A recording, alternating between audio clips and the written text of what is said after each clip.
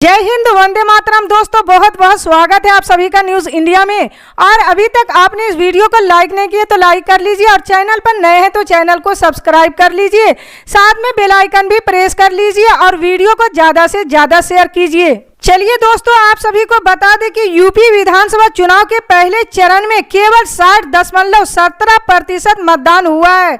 ये 2017 के 63.47% मतदान की तुलना में बेहद कम है। ग्रामीण इलाकों में बेहतर मतदान हुआ है तो शहरी इलाकों में अपेक्षाकृत कम मतदान हुआ है।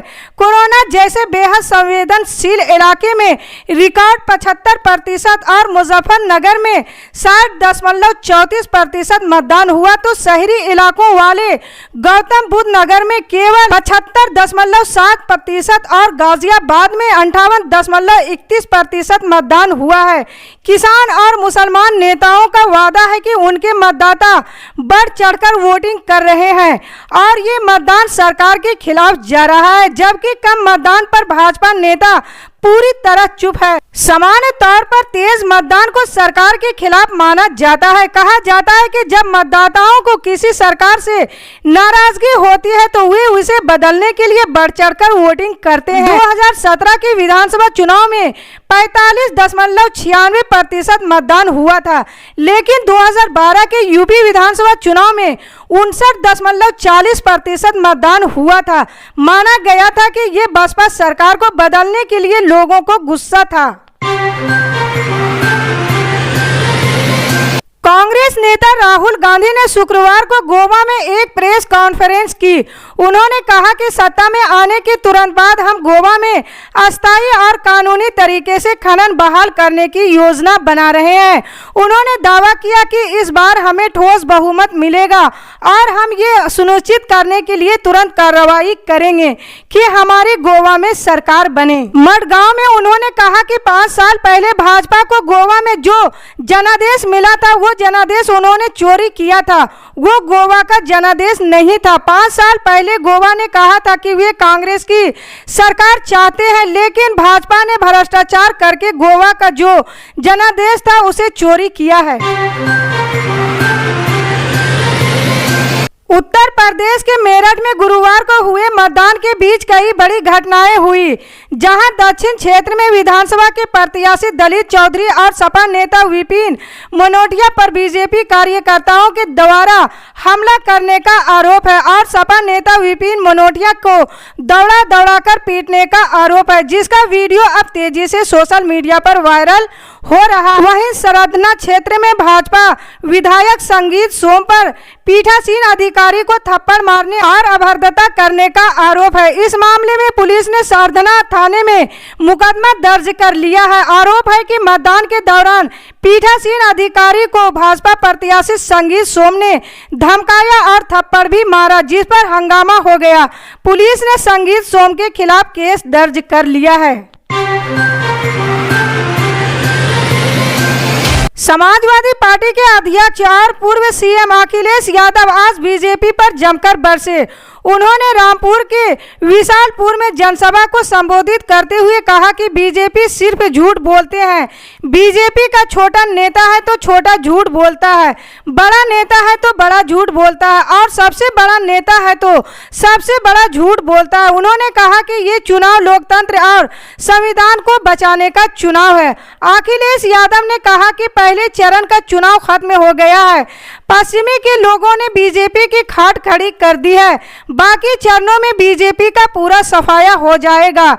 इसी दौरान उन्होंने सपा के वरिष्ठ नेता आजम खान का जिक्र करते हुए कहा कि उनके खिलाफ झूठे मुकदमे दर्ज किए गए और जेल भेजा गया।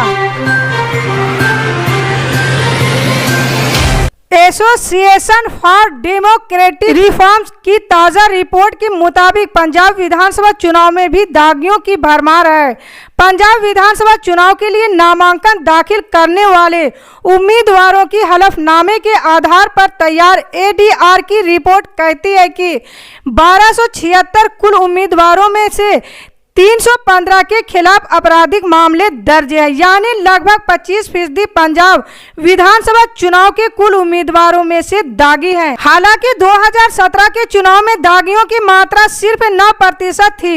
इतना ही नहीं, कुल उम्मीदवारों में से 218 यानी 17% के खिलाफ गंभीर आपराधिक मामले दर्ज है, जबकि 2017 के विधानसभा चुनाव में सिर्फ 7% उम्मीदवारों के खिलाफ गंभीर धाराओं में मामले दर्ज थे। सिलसिलेवार तरीके से अगर पार्टियों द्वारा उतारे गए उम्मीदवारों के आपराधिक रिकॉर्ड को देखें तो एडीआर की रिपोर्ट कहती है कि शिरोमणि अकाली दल के 96 उम्मीदवारों में से 65 यानी 68% उम्मीदवारों के खिलाफ आपराधिक मामले दर्ज हैं। कर्नाटक के बाद अब हिजाब विवाद देश के पूरे हिस्सों में भी देखा जा रहा है। महाराष्ट्र के मालेगांव में पुलिस ने जमीयत उलेमा ए हिंद के खिलाफ मामला दर्ज किया है। इसके अलावा एआईएम के स्थानीय विधायक मौलाना मुफ्ती इस्माइल के खिलाफ नोटिस जारी किया गया है। दरअसल उलेमा ए हिंद के नेतृत्व में मालेगांव में महिलाओं ने प्रदर्शन किया। इसके बाद बुल्ढाना, बीड और मालेगांव में धारा 144 लगाई गई, जो अगले आदेश तक जारी रहेगी। मंगलवार को जमीयत उलेमा ए हिंद के प्रमुख मौलानाओं की बैठक विधायक मौलाना मुफ्ती इस्माइल के नेतृत्व में हुई थी। इसी मीटिंग में यह फैसला किया गया। गुरुवार को महिला मिलन का एक कार्यक्रम रखा गया था।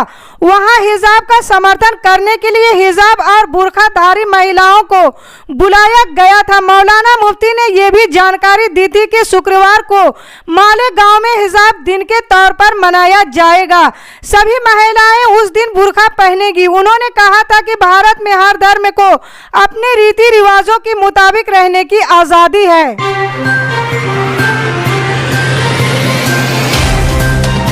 कर्नाटक में पिछले 1 महीने से जारी हिजाब विवाद की एंट्री अब पंजाब चुनाव में भी हो गई है। पंजाब कांग्रेस के नेता सुनील जाखड़ ने हिजाब विवाद पर शुक्रवार को बड़ा बयान दिया है। जाखड़ ने कहा है कि आज हिजाब पर सवाल उठाया जा रहा है, कल सिखों की दस्तार पर भी सवाल खड़े हो सकते हैं। उन्होंने भाजपा पर निशाना साधते हुए कहा कि 14 फरवरी को पंजाब आ रहे प्रधानमंत्री नरेंद्र मोदी को इस पूरे विवाद पर जवाब देना होगा। सुनील जाखड़ ने हिजाब विवाद पर शिरोमणि गुरुद्वारा प्रबंधक कमेटी और अकाल तख्त की चुप्पी पर भी सवाल खड़े किए हैं। सुनील जाखड़ ने अंबिका सोनी पर भी नाराजगी जाहिर की। उन्होंने कहा कि कैप्टन अमरिंदर सिंह को हटाए जाने के बाद मुख्यमंत्री की रेस में सबसे आगे होने के बावजूद सीएम की कुर्सी नहीं दी गई। उस वक्त मेरे पक्ष में 40 विधायक थे। अंबिका सोनी ने राहुल गांधी को हिंदू की बजाय जट सिख चेहरे को सीएम बनाने की सलाह दी। उन्होंने कहा कि अंबिका सोनी है कौन और वो पंजाब के बारे में जानती क्या है। जाखड़ ने आगे कहा कि मैंने उस समय भी अंबिका सोनी को कहा था कि तुमने पंजाब की पीठ में छुरा मारा है। मध्य प्रदेश में 2023 में विधानसभा चुनाव की सरगर्मियां तेज हो गई है। भाजपा और कांग्रेस अलग अलग अभियान से जनता के बीच पहुंचने की कोशिश कर रही है। भाजपा जहां संपन्न निधि अभियान चला रही है, वहीं कांग्रेस घर घर पर चलो अभियान के तहत पर मतदाता तक पहुंचने की कवायद कर रही है। प्रदेश कांग्रेस कमेटी की चीफ कमलनाथ भी खास सक्रिय दिखाई दे रहे हैं। कमलनाथ 2023 विधानसभा चुनाव के लिए कमर कस चुके हैं और खास सक्रिय दिखाई दे रहे हैं। यही वजह है कि वो लगातार चुनावी दौरे कर रहे हैं। 15 फरवरी को कांग्रेस भोपाल में पिछड़ा वर्ग का कार्यक्रम आयोजित करेगी, जिसमें पिछले वर्ग के नेता और समाज से जुड़े लोग शामिल होंगे। इसके बाद कमलनाथ 16 फरवरी को सागर में संत रविदास जयंती पर आयोजित होने वाली एक बड़ी जनसभा में शामिल होंगे और जनसभा को संबोधित करेंगे।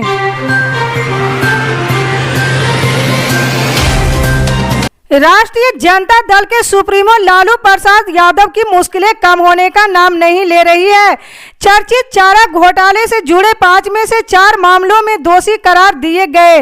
लालू यादव सजा की आधी अवधि जेल में काट लेने के बाद मेडिकल ग्राउंड पर जमानत पर है। लालू यादव को फिर से जेल जाना पड़ सकता है। चारा घोटाले संबंधित डोरंडा कोषागार से 139 करोड़ रुपए की अवैध निकासी के मामले में 15 फरवरी को फैसला आना है। डोरंडा कोषागार से 139 करोड़ की अवैध निकासी के मामले में 15 फरवरी को केंद्रीय जांच ब्यूरो निवेश अदालत फैसला सुनाने वाली है।